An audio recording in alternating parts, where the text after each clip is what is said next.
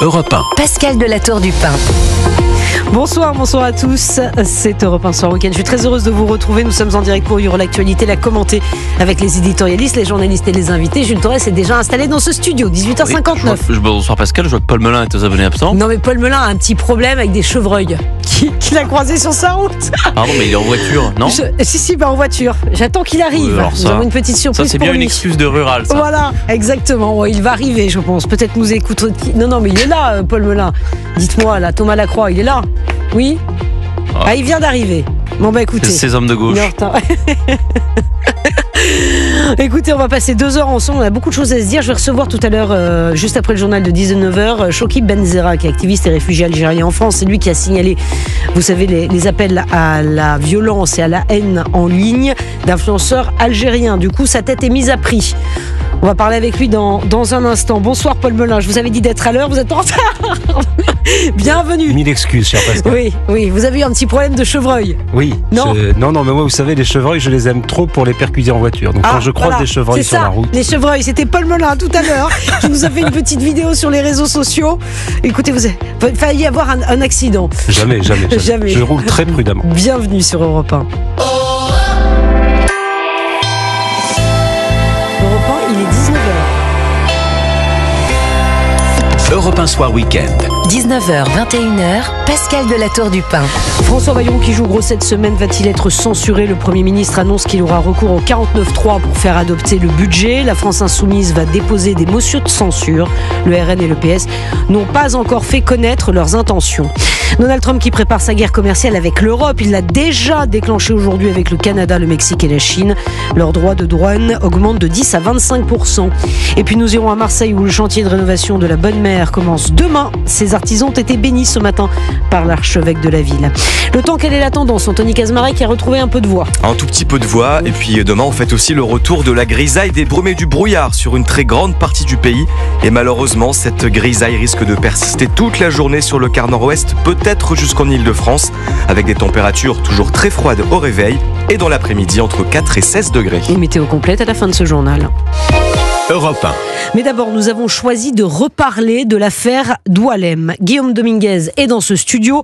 Nouveau rebondissement aujourd'hui. L'influenceur algérien reste en détention pour 26 jours supplémentaires. Ses avocats vont faire appel de cette décision. Cette semaine, souvenez-vous, l'autorité administrative avait décidé de suspendre son expulsion, Guillaume. Et oui, vous l'avez dit, cet après-midi, la rétention de cet homme de 59 ans a été prolongée de 26 jours. En fin d'année dernière, cet influenceur algérien avait proféré des menaces contre un opposant au régime algérien dans une vidéo TikTok. Après un signalement, la préfecture de l'Hérault a annoncé le 7 janvier le retrait de son titre de séjour et la justice décide de sa comparution immédiate le 24 février prochain. L'affaire remonte jusqu'à la place Beauvau où Bruno Retailleau signe le lendemain un arrêté d'expulsion immédiat pour accélérer la procédure. L'homme est alors renvoyé en Algérie le 9 janvier, mais les autorités du pays ne le laissent pas descendre de l'avion car il serait, selon elles, l'objet d'une mesure de bannissement. Mercredi dernier, le tribunal administratif de Paris a suspendu l'arrêté d'expulsion, mais malgré cette annulation, la juge des libertés et de la détention a décidé de maintenir l'influenceur en centre de rétention administratif, selon son avocate, maître Marie-David Belloir. Les motivations, elles sont assez sommaires. Elle juge vraiment contre le game en disant qu'il n'y a pas de difficulté particulière et que le placement en rétention administrative le 29 janvier, qui fait suite d'ailleurs à un précédent placement, est parfaitement régulier. Et c'est la raison pour laquelle on fera appel contre cette ordonnance.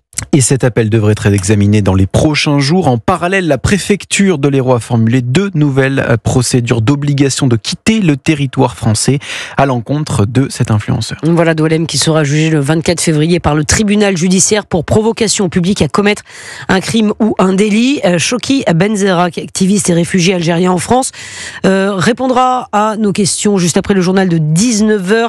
Je vous le disais, sa tête avait été mise à prix. Est-ce que cette mesure, il reste en détention, cet influenceur algérien, a de quoi le rassurer? Pas sûr.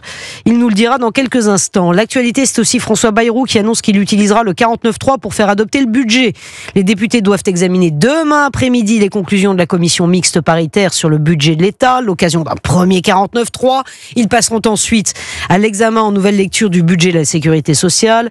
Ce sera l'occasion d'un Deuxième 49.3, l'utilisation du 49.3 qui s'accompagne évidemment d'un risque de censure. La France insoumise va déposer des motions de censure qui devraient être évidemment votées par les communistes et les écologistes. En revanche, le RN et le PS n'ont rien dit pour l'instant, Maïlène Trémollet.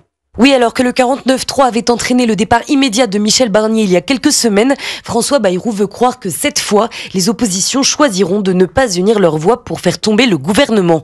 Le Premier ministre s'adresse tout particulièrement au Parti socialiste, de qui il espère obtenir un pacte de non-censure. Je cite, « La concrétisation de ces menaces serait rejetée avec colère par les Français qui ne veulent pas aller de destruction en destruction », déclare-t-il.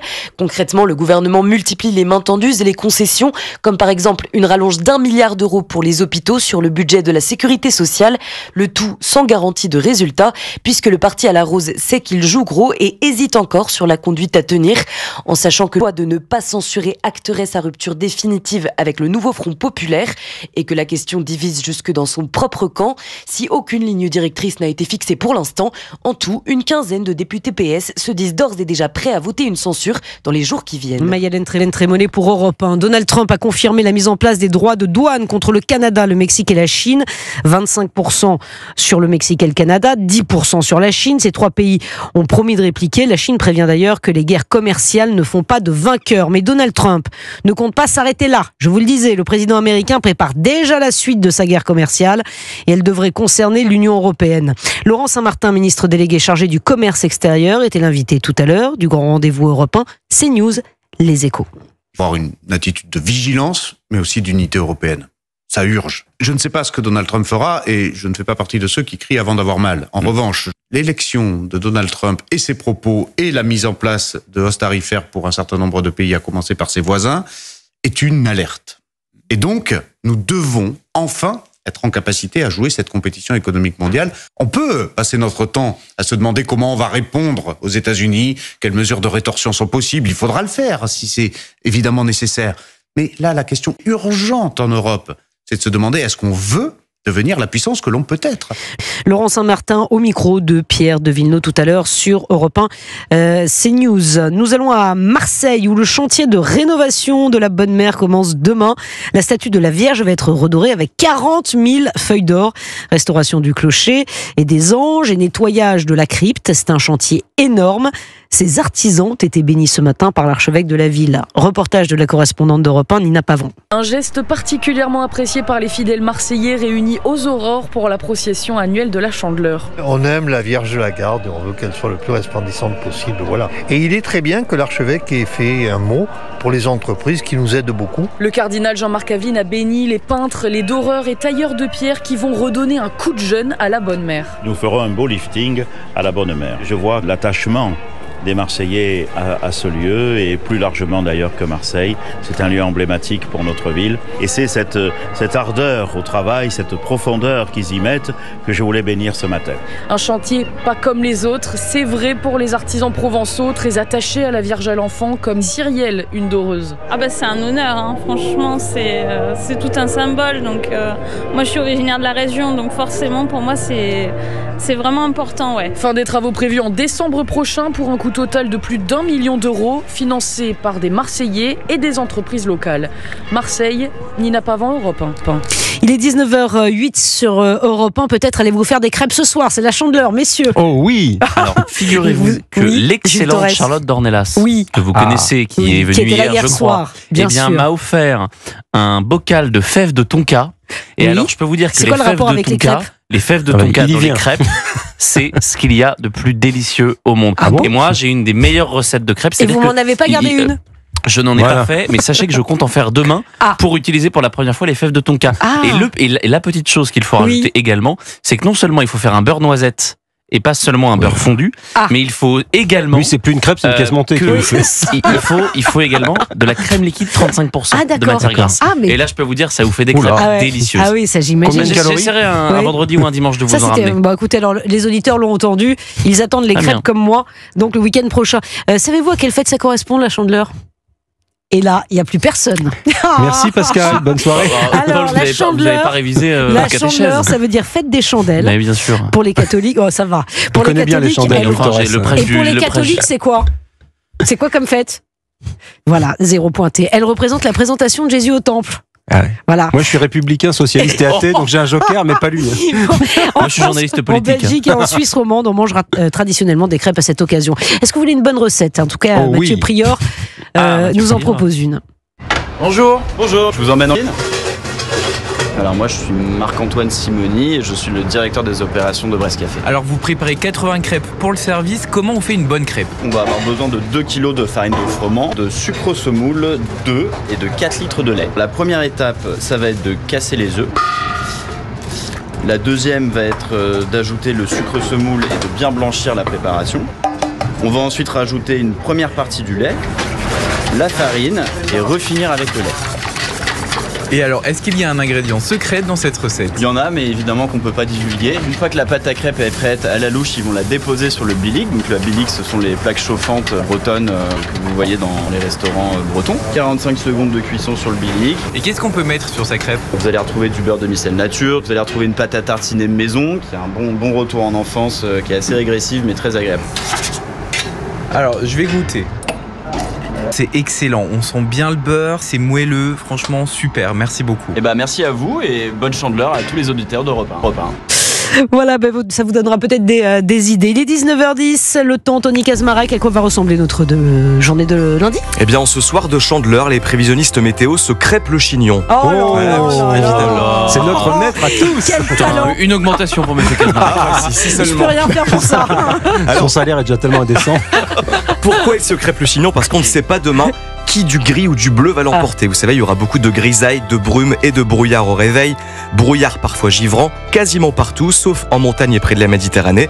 Et puis dans l'après-midi, logiquement, cette grisaille devrait persister sur le quart nord-ouest, entre Bretagne, Normandie, Hauts-de-France, Val-de-Loire, le centre, et peut-être jusqu'en Île-de-France. Météo France a décidé de couper l'Île-de-France en deux. À l'ouest, la grisaille, à l'est, le ciel bleu. Nous verrons bien demain qui l'emporte. Grisaille qui risque de persister aussi vers le Val-de-Saône et la plaine d'Alsace.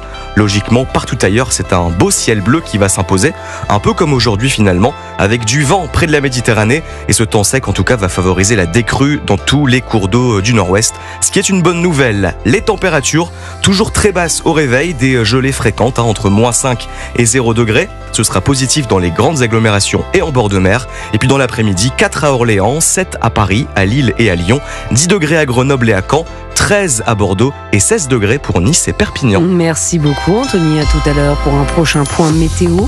Il est 19h12 sur Europe 1. Dans un instant, je reçois Choki Benzera, qui est activiste réfugié algérien en France. C'est lui qui avait signalé les appels à la violence et à la haine en ligne d'influenceurs algérien. Il va réagir évidemment à la décision de justice de maintenir Doualem, l'influenceur algérien qui avait été expulsé puis revenu en France en rétention. Est-ce que c'est de nature à le rassurer? Pas sûr. Je vous le disais, sa tête est mise à prix entre guillemets. Il sera avec nous dans un instant sur Europe 1.